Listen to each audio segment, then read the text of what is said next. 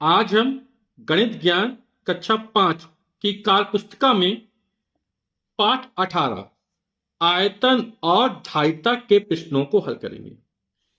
कह रहा देखो और धारिता लिखो। बोला है इस बर्तन में 15 लीटर पानी आता है। इस 15 कितना आता है बर्तन में पानी? 15 लीटर आता है, इसलिए इस बर्तन की धारिता 15 लीटर होगी। तो धारिता क्या होती है? किसी बर्तन में जितना द्रव द्रव यहां जैसे पानी है ना, जितना भी द्रव भरा जा सकता है वह उसकी धारिता कहलाता है। जैसे इसमें अधिकतम 15 लीटर पानी भरा जा सकता है, तो इस बर्तन की धारिता 15 लीटर है। अब कह रहा है इस बाल्टी में कितना दूध है।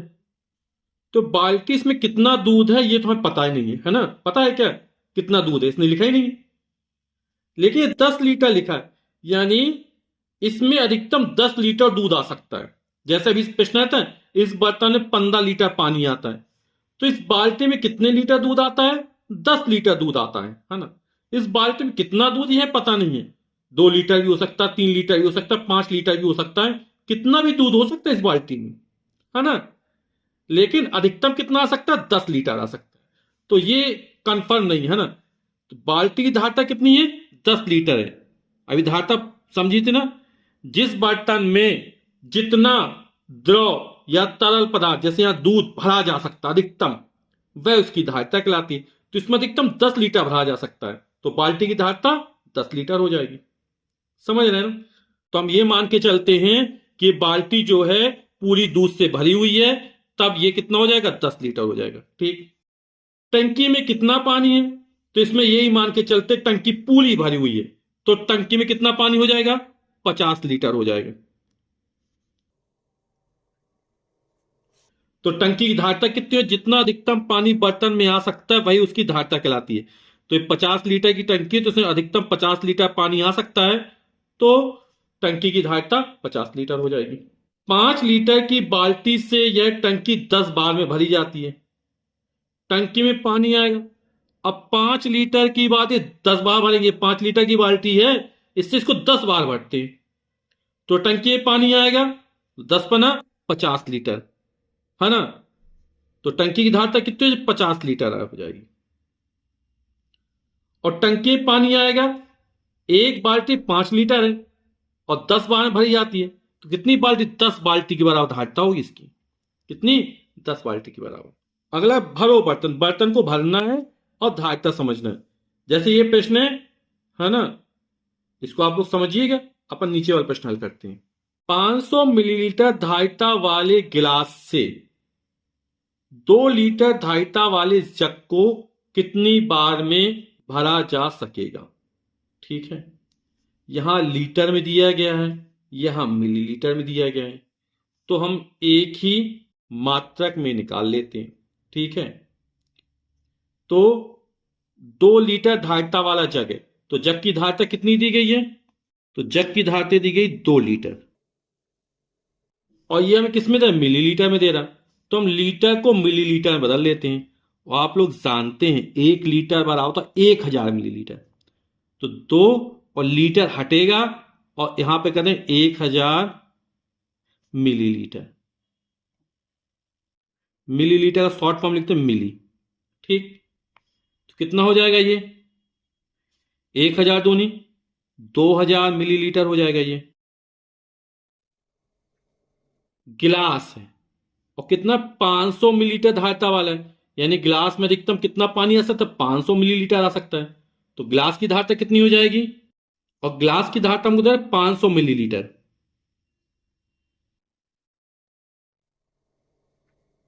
अब कह रहा है इस गिलास से जग को भरना है, तो कितनी बार में जग भर जाएगा? एक बार भरेंगे तो 500 मिलीलीटर आएगा, फिर दूसरी बार भरेंगे तो 500 दिन 1000 हो जाएगा, है ना? तो कितनी बार में भर जाएगा ये? हमें कितने गिलास द्रव डालेंगे कि ये जग भर जाए? तो क्या कर देंगे? 2000 में 500 का भाग कर देंगे, है ना? तो वो जग कितनी बार में भरा जा सकता है? तो जग भरता है 2000 मिलीलीटर में 500 मिलीलीटर का भाग कर दो, 10 20 20 कट जाएगा, है ना? तो बचा 20/5, और 20 से 5 20, 20 में 5 का भाग करेंगे तो 5 चौक 20, 4 बार में। तो कितनी बार में जग भर जाएगा? 4 बार में। अगला प्रश्न तीसरा है, एक घड़ा 2 लीटर धारिता वाले जग से 5 बार में भरता है, घड़े की धारिता बताओ। तो 2 लीटर धारिता वाले जग से, जग की धारिता कितनी दी गई है? 2 लीटर दी गई है, तो जग की धारिता बराबर 2 लीटर। और जो घड़ा कितनी बार से भरता है? 5 बार में भरता है ना। घड़ा भरता है बराबर 5 बार जग से। तो हमें घड़े की धारिता याद करनी है। तो एक जग जब डालेंगे घड़े में तो 2 लीटर पानी आएगा। जब दूसरी बार जग डालेंगे तो 2 और 2 4 लीटर हो जाएगा। फिर जब तीसरी बार डालेंगे तो 6 लीटर हो जाएगा। फिर चौथी बार डालेंगे तो 8 लीटर हो जाएगा। फिर पांचवी डालेंगे तो 10 लीटर हो जाएगा। यानी 2 में 5 का गुणा कर देंगे तो धारिता निकल आएगी, है ना। यानी कि 5 बार में भरता है और जग की धारिता 2 लीटर, 5 दूनी 10 लीटर। तो जो घड़े की धारिता निकल आएगी वो 10 लीटर निकल आएगी। ठीक, तो उत्तर क्या हो जाएगा? घड़े की धारिता 10 लीटर है। तो उत्तर लेंगे घड़े की धारिता 10 लीटर है। समझो और करो। घन का आयतन, घन का आयतन कितना है? भुजा गुणे भुजा गुणे भुजा। आयतन क्या कहलाता है? जब वस्तुओं में लंबाई चौड़ाई के साथ साथ ऊंचाई भी होती है, तब ऐसी वस्तुओं द्वारा जो घेरा गया स्थान होता है वो क्या कहलाता है? आयतन कहलाता है ना। अभी अपने क्षेत्रफल पढ़ा था ना कि जब वस्तु में लंबाई और चौड़ाई होती है तो उसके द्वारा घेरा गया स्थान क्षेत्रफल कहलाता है। और जब वस्तु में लंबाई चौड़ाई और ऊंचाई तीनों हो, है ना, तो ऐसी वस्तुओं द्वारा जो घेरा गया स्थान होता है वो आयतन कहलाता है। तो ये घन है, घन की लंबाई चौड़ाई और ऊंचाई तीनों बराबर होती है। ठीक, तो हमें इस घन का आयतन ज्ञात करना है। घन का आयतन भुजा गुणे भुजा गुणे भुजा। तो इसकी भुजा की लंबाई 3 सेंटीमीटर है, चौड़ाई भी 3 सेंटीमीटर है और ऊंचाई भी 3 सेंटीमीटर है। तो भुजा 3, यानी सभी भुजा कितनी है? 3 सेंटीमीटर की है। तो ये हो जाएगा 3 गुणा 3 गुणा 3, और सेंटीमीटर सेंटीमीटर सेंटीमीटर 3 बार गुणा होगा तो घन सेंटीमीटर हो जाएगा। 3 त्रिका 9, 9 तिया 27 घन सेंटीमीटर उत्तर हो जाएगा। बोला घन की भुजा नापो और आयतन भी निकालो। तो इसकी भुजा नापते, तो देखो ये कितना है? 1 2 और ये 1 2 3 4 5, ये जो खाने बने 1 2 3 4 5, ये किसमें? सेंटीमीटर में, है ना। और यहां पर ये छोटे छोटे जो खाने बने ये किसमें? मिलीमीटर में। तो 2 और ये कितना? 5 तक गया, है ना। तो 2.5। तो घन की भुजा ये 2.5 है। इसको भी नापें, इसको नापो, तो ये कितनी? 2.5 सेंटीमीटर है ना। तो घन बोल रहा है घन की सभी भुजाओं की लंबाई कैसी? बराबर होती है। तो घन की सभी भुजाओं की लंबाई कैसी? बराबर होती है। ये भी 2.5 सेंटीमीटर ही होगी, है ना। नापने से नहीं आया लेकिन 2.5 सेंटीमीटर मानी जाएगी, क्योंकि घन की सभी भुजाओं की लंबाई कैसी होती है? बराबर होती है। कितनी निकली? 2.5। तो 2.5 सेंटीमीटर गुणे 2.5 सेंटीमीटर गुणे 2.5 सेंटीमीटर। तो 2.5 गुणे 2.5 गुणे 2.5 सेंटीमीटर सेंटीमीटर सेंटीमीटर गुणा होगा कितना? घन सेंटीमीटर हो जाएगा। आयतन का मात्रक घन और सेंटीमीटर घन सेंटीमीटर हो जाएगा। अब 2.5 में 2.5 का गुणा करेंगे, कितना आएगा? यह आएगा 6.25। 25 गुणा 25 625 होता है। तो 6.25 गुणे 2.5, और 6.25 25 का गुणा करोगे तो 25 पर 125 की 5, हाथ से लगी 12, 25 दूनी 50, और 50 में 12 जोड़े 50 10 60 तो 62 की 2, हाथ से लगी 6, 25 छक्का 150 में 6 156 हो जाएगा। एक स्थान और यहां 2 स्थान पर 1 2 3 स्थान पर दशमलव लग जाएगा। तो 15.625 घन सेंटीमीटर। तो ये उत्तर हो जाएगा। 15.625 घन सेंटीमीटर जो होगा वो इस घन का आयतन होगा। समझो और करो। घनाभ का आयतन बराबर तो लंबाई गुणे चौड़ाई गुणे ऊंचाई। तो बोला दी गई आकृति की लंबाई चौड़ाई एवं ऊंचाई को नापो। लंबाई, ये चौड़ाई, ये ऊंचाई। तो लंबाई, लंबाई को मापते हैं।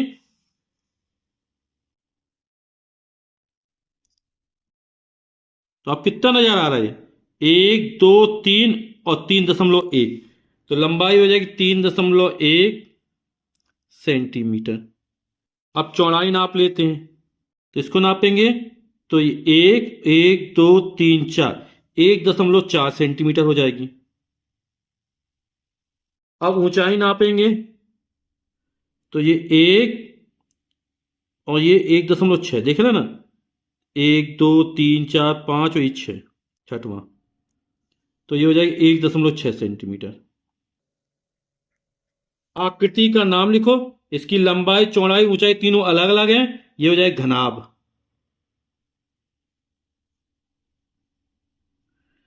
और आयतन भी निकालो। आयतन निकालते हैं तो घनाभ का आयतन क्या होता है?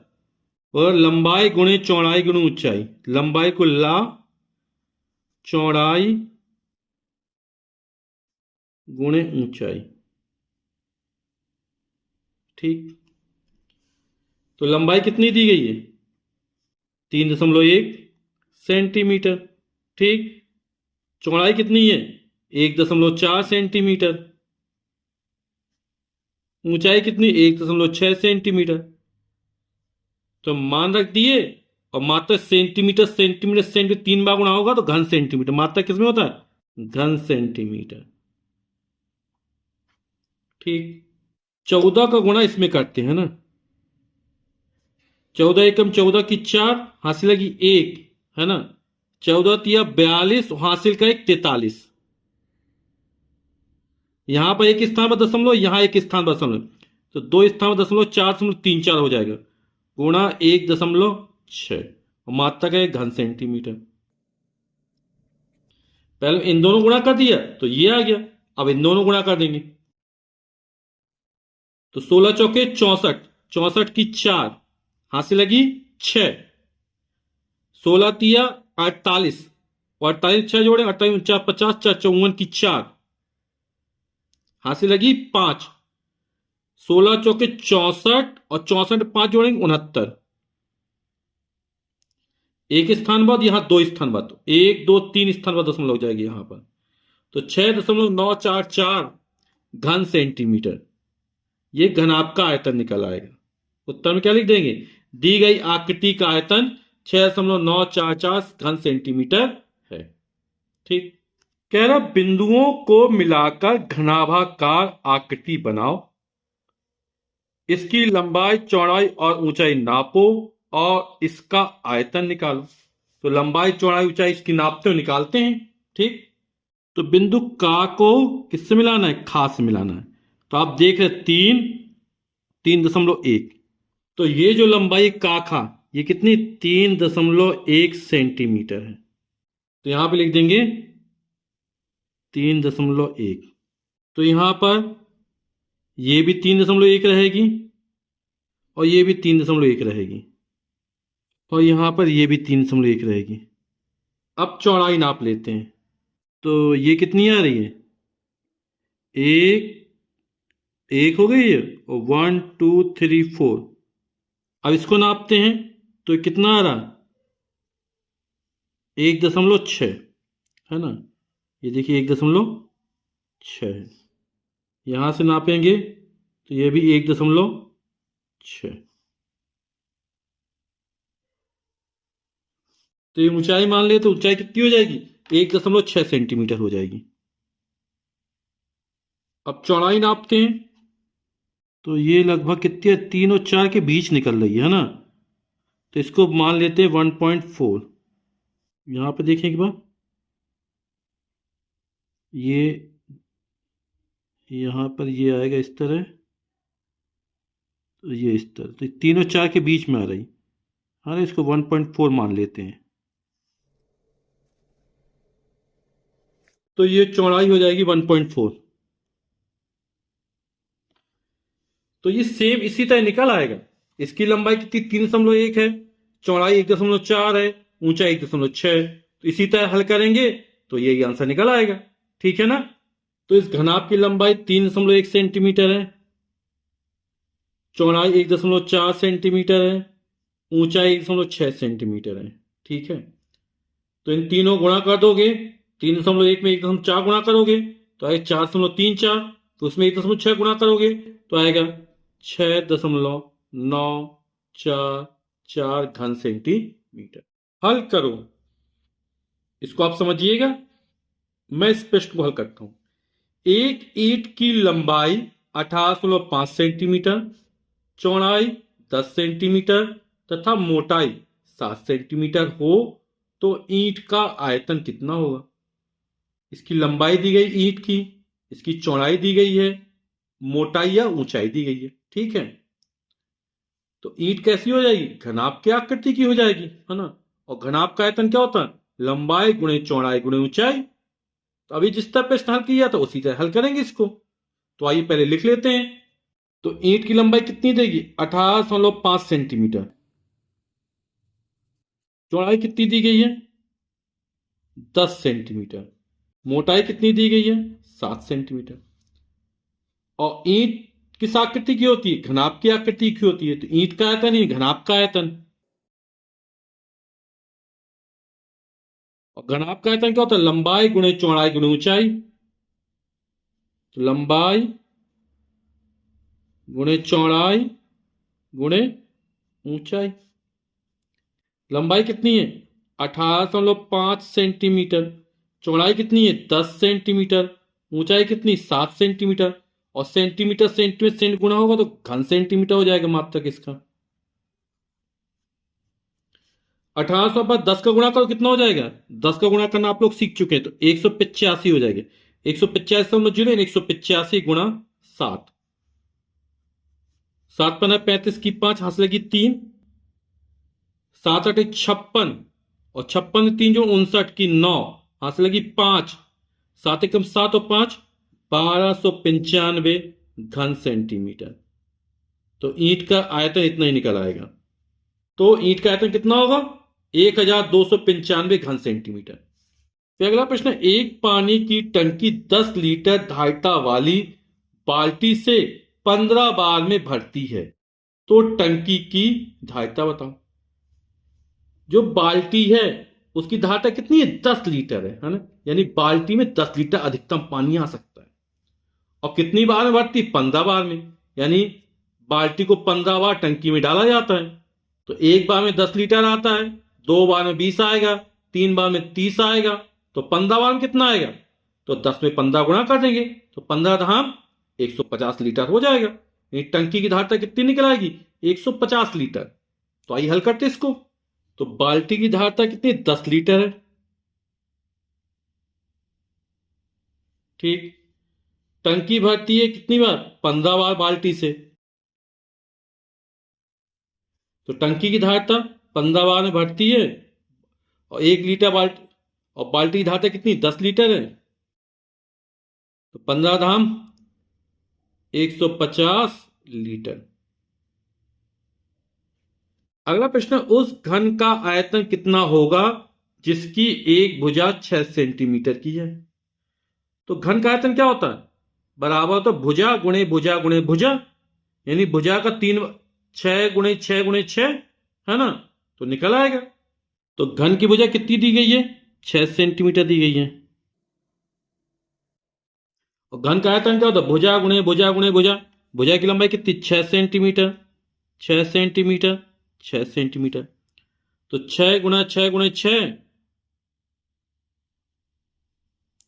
सेंटीमीटर सेंटीमीटर सेंट 3 गुणा होगा तो घन सेंटीमीटर हो जाएगा। 6 में 6 गुणा 36 आएगा, और फिर 36 में जब 6 का गुणा किया जाएगा कितना आएगा 216 घन सेंटीमीटर। तो यही उत्तर हो जाएगा कि घन का आयतन कितना होगा 216 घन सेंटीमीटर। वीडियो देखने के लिए आप सभी का बहुत बहुत धन्यवाद। Thank you so much.